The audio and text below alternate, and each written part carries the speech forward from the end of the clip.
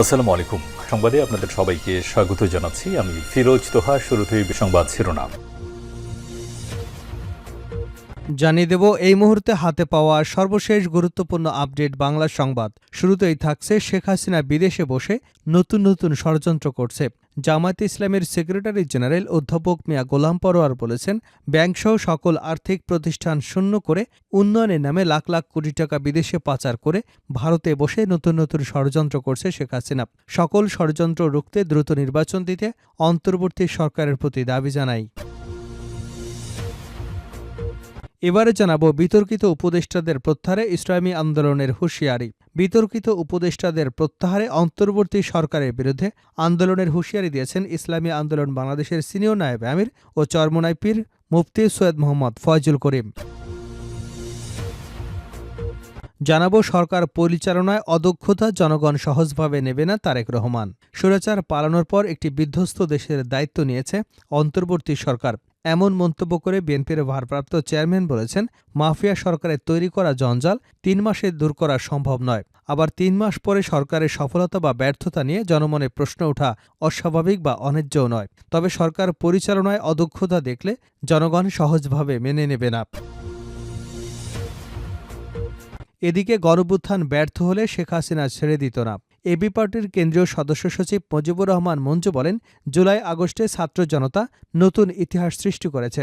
যদি এই অভ্যুত্থান ব্যর্থ হতো তাহলে আমরা যারা আন্দোলনে ছিলাম, ছাত্র জনতা যারা আন্দোলন করেছে, সবাইকে ফ্যাসিস্ট হাসিনা ছেড়ে দিত না। এবারে থাকছে ১ লাখ মুক্তিযোদ্ধা হয়ে যায় ৩ লাখ, সেই অন্যায় আর হবে না। অন্তর্বর্তী সরকারের সমাজকল্যাণ উপদেষ্টা শারমিন এস মুর্শিদ বলেছেন, ২০২৪ সালে এসে আমরা আমাদের প্রতিটি মুক্তিযোদ্ধা ছেলেমেয়েদের চিহ্নিত করব। এখানে ভুল হবে না। ওই ১ লাখ মুক্তিযোদ্ধা হয়ে যায় ৩ লাখ, সেই অন্যায় আর হবে না। প্রতিটি মুক্তিযোদ্ধাকে আমরা চিহ্নিত করব। প্রতিটি আহত নিহতকে আমরা চিহ্নিত করব। যেই কষ্ট আমরা ৫৩ বছর ধরে বহন করেছি এবং মুক্তিযুদ্ধের নামে বারবার যে ভুল করেছি সেটার অবসান ঘটল। সেটা আমরা আর দ্বিতীয়বার করতে দেব না। এবং সর্বশেষ জানাবো আন্তর্জাতিক সংবাদ। ইসরায়েলের উপর নিষেধাজ্ঞার আহ্বান ইউরোপীয় ইউনিয়নের পররাষ্ট্র প্রধানের। গাজা এবং লেবাননে ইসরায়েলি আগ্রাসন থামাতে দেশটির কাঠগড়ায় দাঁড় করিয়েছেন ইউরোপীয় ইউনিয়নের পররাষ্ট্রনীতির প্রধান জোসেফ বোরেল। যুদ্ধ অপরাধের দায়ে ইসরায়েলের উপর নিষেধাজ্ঞার আহ্বান জানিয়েছেন তিনি। ইসরায়েলের প্রতি ইউরোপীয় ইউনিয়ন ব্লকের দৃষ্টিভঙ্গিরও কঠোর সমালোচনা করেছেন এই শীর্ষ ইউরোপীয় কূটনৈতিক। এতক্ষণ শিরোনাম শুনছিলেন, এবার বিস্তারিত।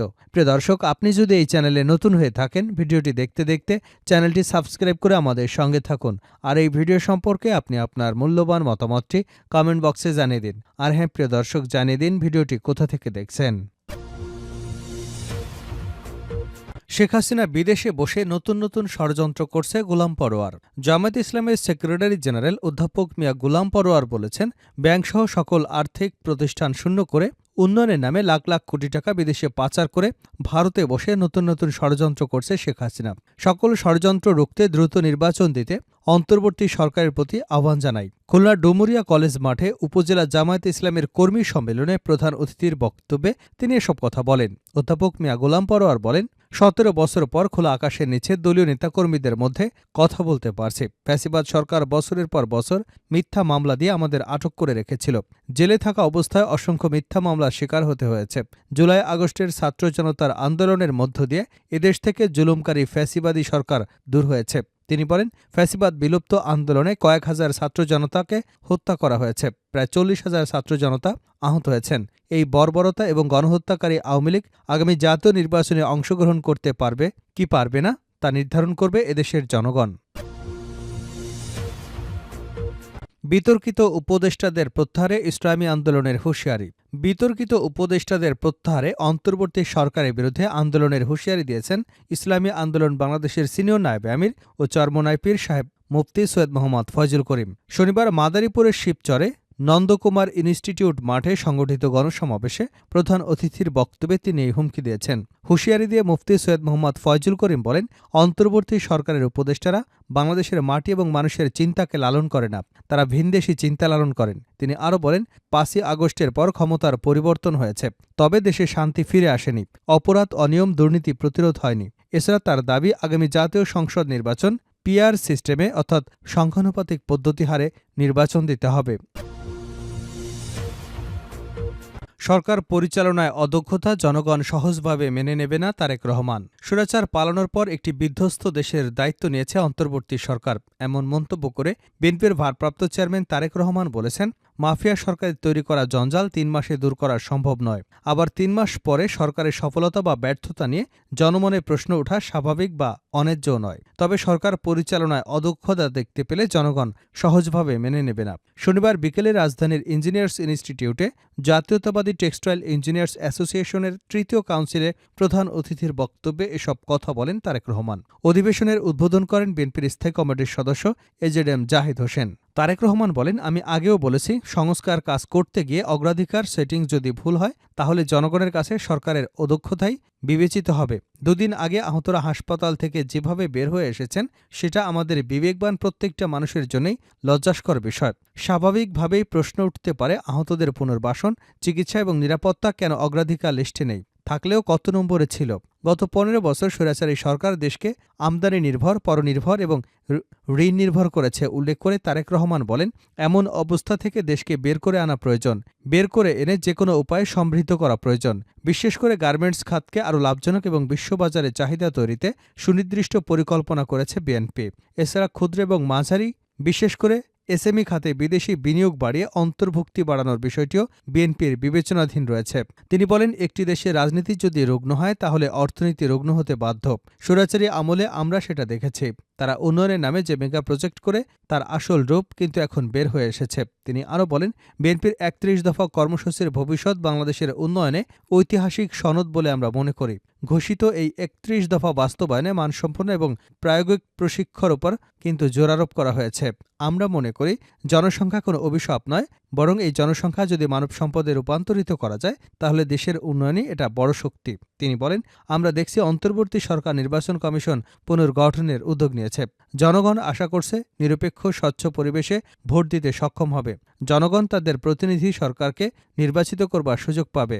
জনগণ যখন সত্যিকারের অর্থে বুঝতে পারবে তাদের ভোটের অধিকার প্রতিষ্ঠার জন্য সরকার কাজ করছে, তখন জনগণের সাথে সম্পর্কটা দৃঢ় হবে। দেশকে সামনে এগিয়ে নিয়ে যাওয়া আমাদের সবার লক্ষ্য উল্লেখ করে তিনি বলেন, জনগণের জীবনযাত্রাকে একটু ভালো করা, শিক্ষা ব্যবস্থা ভালো করা, বেকারদের কর্মসংস্থানের সুযোগ তৈরি করা, চিকিৎসার ব্যবস্থা ভালো করা, নিরাপত্তা ব্যবস্থা ভালো করা আমাদের লক্ষ্য। অতীতে যখনই জনগণের ভোটে বিএনপি সুযোগ পেয়েছে তখনই চেষ্টা করেছে যতটুকু সম্ভব এ কাজগুলো করবার। গণঅভ্যুত্থান ব্যর্থ হলে হাসিনা ছেড়ে দিত না মুজিবুর রহমান। এবি পার্টির কেন্দ্রীয় সদস্য সচিব মুজিবুর রহমান মঞ্জু বলেছেন, জুলাই আগস্টে ছাত্র জনতার নতুন ইতিহাস সৃষ্টি করেছে।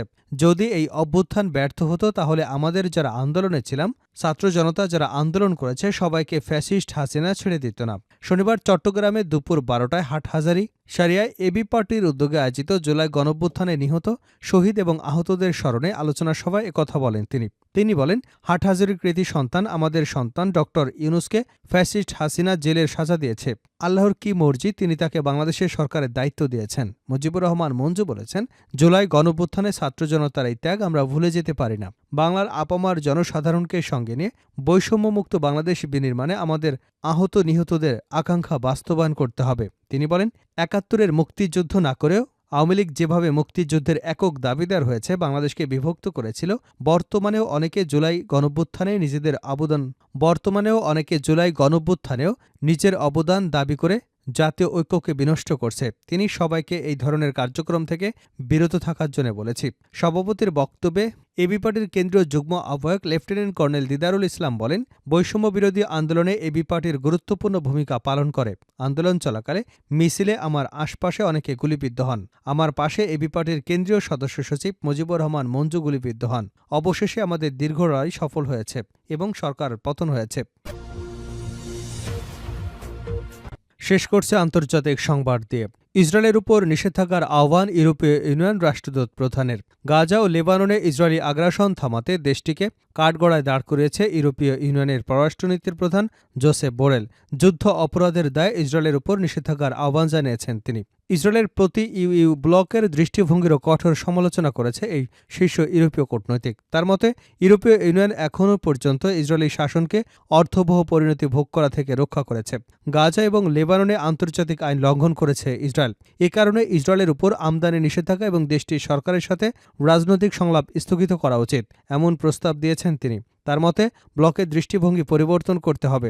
ইউরোপীয় ইউনিয়নের পররাষ্ট্রনীতির প্রধানের সেই সঙ্গে বলেছেন, স্বাস্থ্যসেবা কর্মীদের উপর হামলা আন্তর্জাতিক মানবিক আইনের গুরুতর লঙ্ঘন।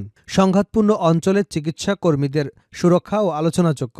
সেই সঙ্গে বোরেল ইউরোপীয় ইউনিয়ন বালবেকের কাছে ইসরায়েলি হামলায় 12 প্যারামেডিকদের হত্যার তীব্র নিন্দা করেন। তার এমন প্রতিবাদের পর ইউরোপীয় ইউনিয়ন এবং পররাষ্ট্র বিষয়ক কাউন্সিল আগামী সপ্তাহে বোরেলের প্রস্তাব নিয়ে আলোচনা করবে। উল্লেখ্য, 7 অক্টোবর 2023 সালের পর গাজায় এখন পর্যন্ত 43,730 ফিলিস্তিনিকে হত্যা করেছে ইসরায়েলি দখলদার বাহিনী, যার মধ্যে অধিকাংশই নারী ও শিশু। এছাড়াও দেশটিতে আহত হয়েছেন 1 লাখেরও বেশি মানুষ। এর বাইরেও বহু মানুষ নিখোঁজ এবং ধ্বংসস্তূপের নিচে আটকা পড়ে আছেন।